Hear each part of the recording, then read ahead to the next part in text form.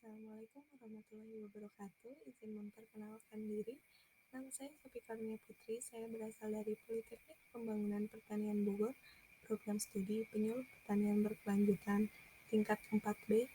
Di sini saya akan menjelaskan mengenai praktikum mandiri konservasi tanah dan air. Adapun pokok bahasan yang akan saya bahas di sini yang pertama yaitu pengambilan contoh tanah, PUTK dan PUTS, 2. Identifikasi jenis-jenis erosi di lapangan, 3. Tindakan konservasi tanah secara vegetatif, dan yang terakhir yaitu lubang resapan bioporik. Langsung saja pada bahasan yang pertama yaitu pengambilan contoh tanah, PUTK dan PUTS. Latar belakang dan tujuan praktikum. Pengambilan contoh tanah untuk penetapan sifat fisik tanah dimaksudkan untuk mengetahui sifat fisik tanah pada suatu lahan pengamatan. Misalnya pada lokasi kebun percobaan atau penetapan sifat fisik tanah yang menggambarkan suatu hamparan berdasarkan poligon atau jenis tanah tertentu dalam suatu peta tanah. Tujuan dari praktikum ini adalah untuk mengetahui bagaimana pengambilan contoh yang benar dan kemudian dapat dikaji untuk lebih dalam pada kegiatan praktikum selanjutnya. Adapun waktu dan tempat pelaksanaan praktikum ini yaitu pada tanggal 24 Desember 2021 yang bertempat pada lahan praktikum Polbangtan Bogor. Kegiatan pelaksanaan. Alat dan bahan yang digunakan yaitu spidol, label, kantong plastik, belati atau pisau, ember, skop, cangkul, dan kamera handphone. Adapun cara kerja dari kegiatan praktikum ini yang pertama yaitu menentukan tempat pengambilan contoh tanah, kemudian membersihkan rumput, batuan, kerikil, sisa tanaman, bahan organik, selasah yang terdapat di permukaan tanah. Kemudian ambil contoh tanah individu dengan menggunakan skop atau cangkul. Kemudian lakukan sampai dengan beberapa titik yang disesuaikan dengan kondisi lahan pada masing-masing lokasi. Kemudian campur dan aduk rata semua contoh tanah individu dalam ember plastik dan bersihkan dari sisa tanaman atau akar. Kemudian ambil seberat 1 kilo dan masukkan ke dalam plastik. Dan inilah yang disebut dengan tanah komposit. Kemudian hasil dan pembahasan. Praktikum pengambilan contoh tanah ini dimaksudkan untuk memperoleh data karakteristik tanah yang tidak dapat diperoleh secara langsung dari pengamatan lapangan. Lokasi pengambilan contoh tanah ini harus dipilih sedemikian rupa sehingga dapat mewakili areal yang diambil contoh tanahnya. Sehingga pada saat praktikum pola pengambilan contoh tanah ini dilakukan dengan menggunakan metode acak atau random sampling dengan tujuan agar dapat mewakili data karakteristik suatu lahan. Kesimpulan. Tanah memiliki banyak manfaat bagi kehidupan. Adapun manfaat yang dapat ditarik setelah dilaksanakannya praktikum ini adalah dengan tujuan untuk mengetahui bagaimana teknik pengambilan contoh tanah yang benar dan kemudian dapat dikaji untuk lebih dalam pada praktikum selanjutnya dengan menggunakan perangkat uji tanah kering atau PUTK dan perangkat uji tanah sawah atau PUTS. Kemudian yang kedua adalah identifikasi jenis-jenis erosi, latar belakang, dan tujuan praktikum. Erosi adalah sebuah dua proses tahap yang terdiri dari penguraian massa tanah menjadi partikel tunggal, serta pengangkutan partikel tersebut oleh tenaga-tenaga erosi seperti aliran air dan angin. Tujuan dilaksanakannya praktikum identifikasi jenis-jenis erosi ini adalah untuk mengetahui apa saja jenis erosi yang terdapat pada lahan praktikum Polbangtan Bogor. Waktu dan tempat dilaksanakannya praktikum ini adalah pada tanggal 15 November 2021 yang bertempat pada lahan praktikum Polbangtan Bogor. Adapun kegiatan pelaksanaan yang dilakukan, alat dan bahan yang digunakan yaitu kamera handphone. Dan cara kerja dari kegiatan praktikum ini adalah yang pertama adalah menentukan waktu pengamatan, selanjutnya menentukan lokasi untuk melakukan pengamatan identifikasi jenis-jenis erosi, kemudian melakukan kegiatan identifikasi jenis-jenis erosi dengan mendokumentasikannya menggunakan open camera, dan yang terakhir adalah kegiatan yang dilakukan setelah mendapatkan dokumentasi adalah mendeskripsikan jenis-jenis erosi yang terdapat di lokasi praktikum yang tertuang pada laporan hasil dengan menggunakan referensi mengenai jenis-jenis erosi. Kemudian hasil dan pembahasan. Kecamatan Bogor Barat memiliki luas sebesar 3.285 hektar dengan ketinggian 200 hingga 300 meter di atas permukaan laut.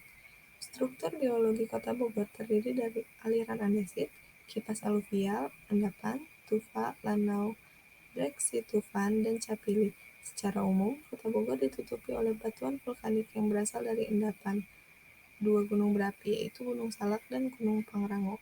Berdasarkan hasil pengamatan yang dilakukan pada lokasi praktik Politeknik Pembangunan Pertanian Bogor, maka dapat diketahui bahwa terdapat beberapa jenis erosi, yaitu seperti pada gambar di samping ini, yaitu erosi parit. Kemudian kesimpulan. Berdasarkan hasil identifikasi pada lahan praktikum Polbangtan Bogor, maka dapat diketahui bahwa jenis erosi yang ada yaitu erosi parit. Erosi terjadi karena intensitas air hujan yang kerap terjadi secara terus-menerus dengan jangka waktu yang lama. Berdasarkan hasil pengamatan yang dilakukan, diketahui bahwa pengelolaan tanaman yang sesuai dilakukan pada lahan tersebut, yakni pola tanam tumpang sari dan tindakan pengolahan tanah atau lahan atau konservasi yang dilakukan dapat berupa pembuatan teras bangku dengan konstruksi sedang. Kemudian yang ketiga adalah tindakan konservasi tanah secara vegetatif, latar belakang, dan tujuan praktikum.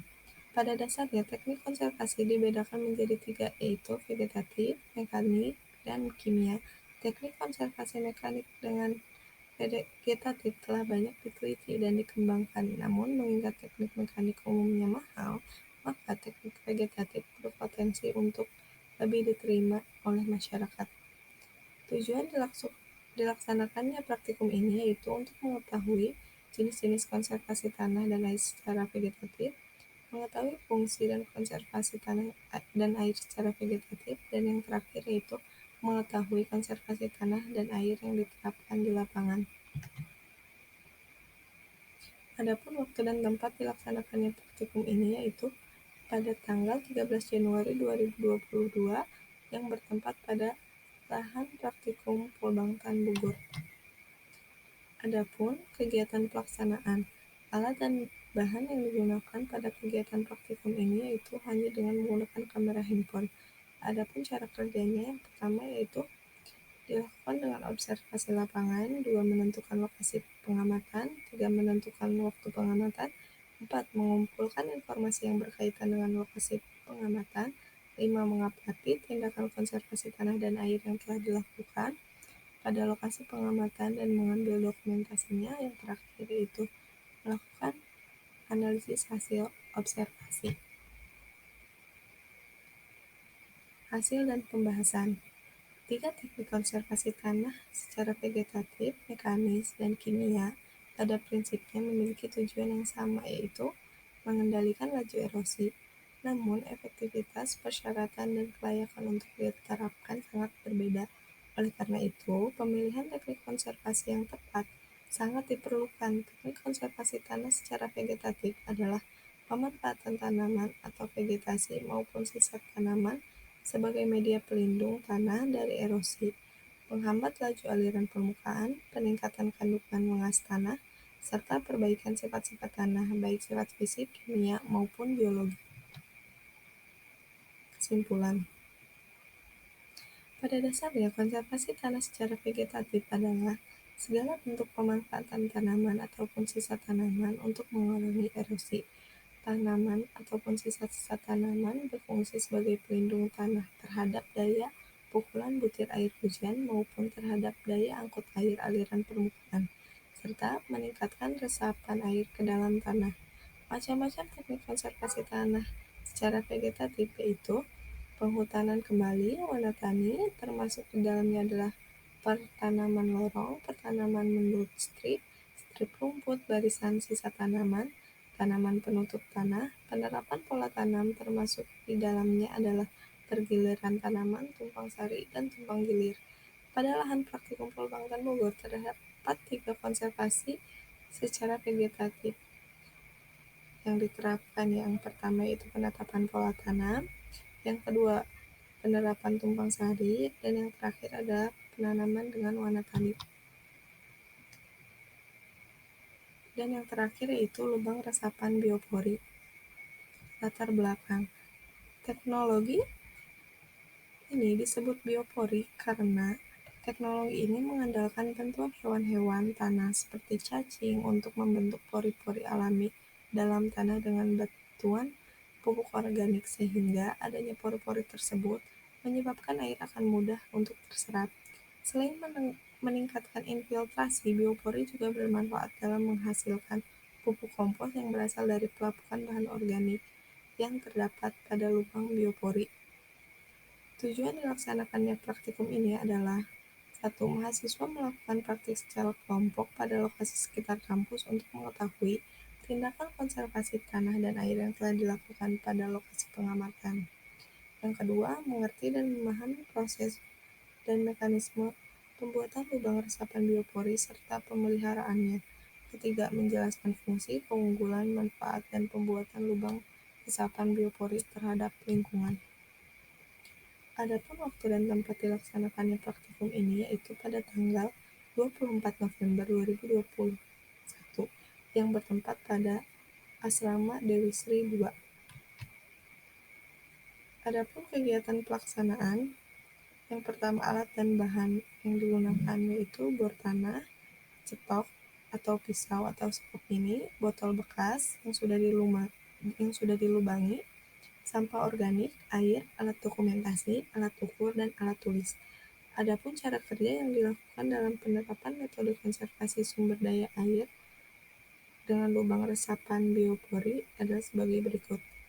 1. Menentukan lokasi yang akan dijadikan tempat pembuatan lubang resapan biopori. 2. Menyirah tanah yang akan dijadikan sebagai tempat pembuatan biopori dengan air agar tanah menjadi lebih lunak dan mudah untuk dilubangi.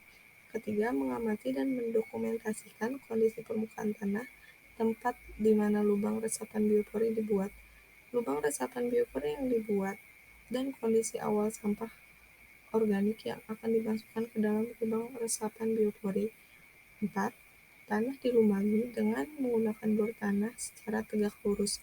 5. Tanah dilubangi dengan kedalaman kurang lebih 50 cm sampai 1 meter dengan diameter 10 sampai 30 cm atau disesuaikan dengan tinggi botol bekas.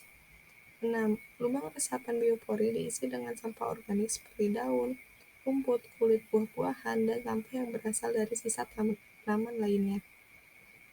Dan yang terakhir adalah kondisi sampah organik di lubang resapan biopori diperiksa setelah 14 hari untuk mengamati kondisi tanah permukaan dan didokumentasikan tampilan sampah organik yang telah mengalami dekomposisi. Kemudian, hasil dan pembahasan. Kondisi awal permukaan tanah tergenang merupakan kondisi di mana air terkonsentrasi pada suatu lokasi. Pada musim penghujan, seringkali terjadi permasalahan banjir di halaman depan asrama Dewi Sri II. Kemudian, kondisi sampah organik setelah 14 hari di dalam lubang resapan biopori terlihat masih dalam ukuran dan bentuk yang sama. Perbedaannya, daun kering berubah menjadi basah dalam lubang resapan biopori. Kemudian, kesimpulan. Lubang resapan biopori adalah teknologi sederhana yang tepat guna dan ramah lingkungan. Proses dan mekanisme pembuatan lubang resapan biopori terdiri dari penentuan lokasi, penyiraman tanah, pengamatan kondisi dari awal, pelubangan dengan menggunakan bor tanah secara tegak lurus, penutupan lubang, dan pengamatan kondisi setelah 14 hari. Pemeliharaan lubang resapan biopori dengan kegiatan pengisian lubang biopori dengan sampah organik secara bertahap setiap 5 hari sekali setelah sampai lubang terisi penuh. Mungkin sekian pemaparan dari saya, kurang lebihnya mohon maaf. Terima kasih atas perhatiannya. Wassalamualaikum warahmatullahi wabarakatuh.